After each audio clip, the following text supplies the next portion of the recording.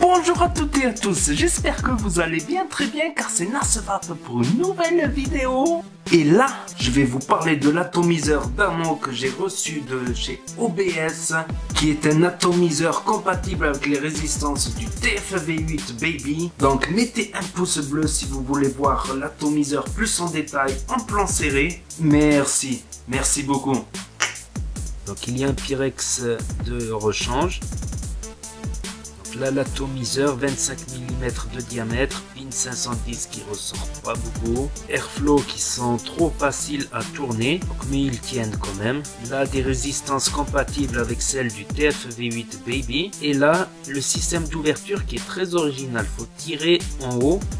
Voilà, et on peut remplir n'importe quelle bouteille passe, même les twists. Super original, le système de remplissage est super facile à ouvrir et à fermer. Là, nous avons des joints de rechange et un adaptateur type 510. Là, le drip type qui n'est pas 510, il est plus gros, mais il est plus petit qu'un 810, donc je pense que c'est un drip type propriétaire. Pour l'ouvrir, nous allons tourner comme ceci. Pour enlever le Pyrex, il faut mettre le doigt au milieu et enlever le Pyrex, il s'enlève facilement pour le nettoyer ou le changer. Et là, nous avons cette résistance qui ressemble aux résistances du TFV8 Baby. Donc c'est la M6, non ce n'est pas la chaîne de télé M6, elle est en 0,2 ohm, conseillée entre 40 et 80 watts, mais meilleure entre 50 et 70 watts. L'autre résistance fournie avec, c'est une M2 en 0,4 ohm, conseillé entre 30 et 50 watts, meilleur entre 35 et 45 watts. Donc cette résistance, elle sera plutôt axée vapeur et l'autre plutôt axée saveur. Elles sont archi compatibles avec les résistances du TFV8 Baby si vous préférez. On va commencer à l'imbiber de jus dans les 3 coils. Là je vais mettre de l'escroc de The Fou, qui est un jus goûteux quand même. Voilà, j'en mets dans chaque trou, c'est pas grave s'il passe par le trou parce qu'il descendra pas jusqu'en bas quoi. Il rentrera dans le coton quand même.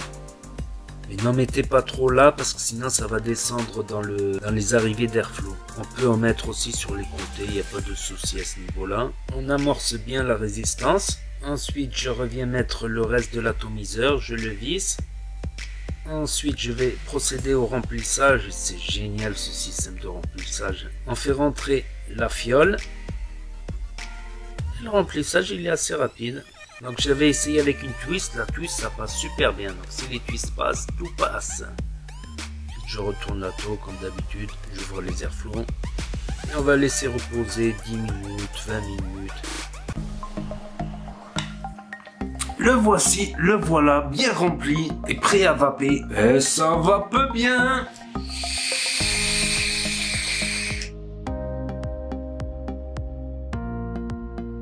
Très bien.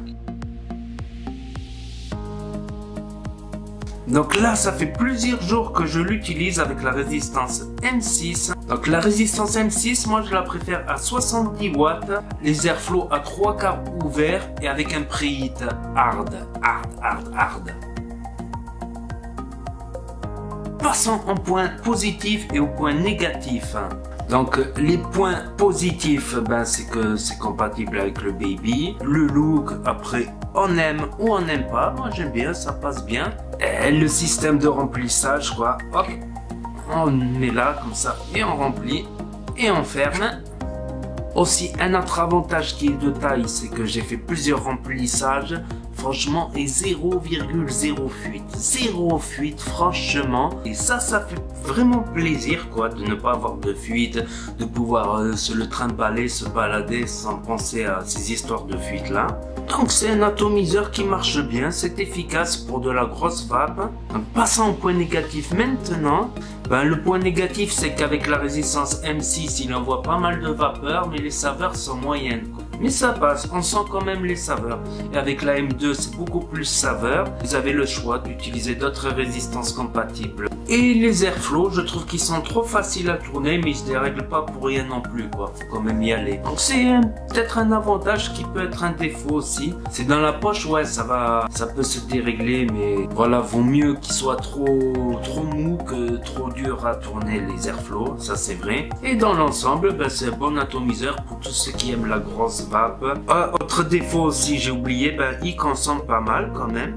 Moins que d'autres, mais voilà, c'est un bon gourmand en jus, quoi. Ça, c'est sûr qu'il faut savoir qu'il consomme beaucoup, que ce n'est pas non plus un produit qui est adressé à des débutants. C'est plutôt pour des vapoteurs expérimentés, parce que quand on débute la vape, en général, on a la gorge et les poumons qui sont très irrités, donc on supporte pas trop les grosses vapeurs. Ça, des fois, j'oublie de le dire dans mes revues, parce que pour moi, c'est devenu logique, quoi, mais il faut pas que je l'oublie, quoi. Énorme consommation, si on ne fait pas de dye, quand on fait du dye, ben, quand on fabrique son propre liquide, ça va. J'ai fait des vidéos pour apprendre à comment faire ses propres liquides. Il vaut mieux commencer petit et y aller au fur et à mesure, quoi. Il y aura toujours quelques exceptions qui peuvent commencer sur de la grosse vape parce qu'ils fumaient de la chicha ou ils fumaient de tout. Donc si je constate quoi que ce soit plus tard, ben, je ferai une partie 2 et le lien de cette partie 2 serait en description et dans le commentaire épinglé en dessous. Donc n'oubliez pas de mettre des pouces bleus, sinon vous allez avoir un dry hit. Les pouces bleus améliorent la capillarité des cotons, c'est connu. Et je vous dis à très bientôt les amis les potos pour de nouvelles vidéos, revues et tutos. C'était NasVape pour vous servir. Et n'oubliez pas que si le courant passe, le tabac trépasse.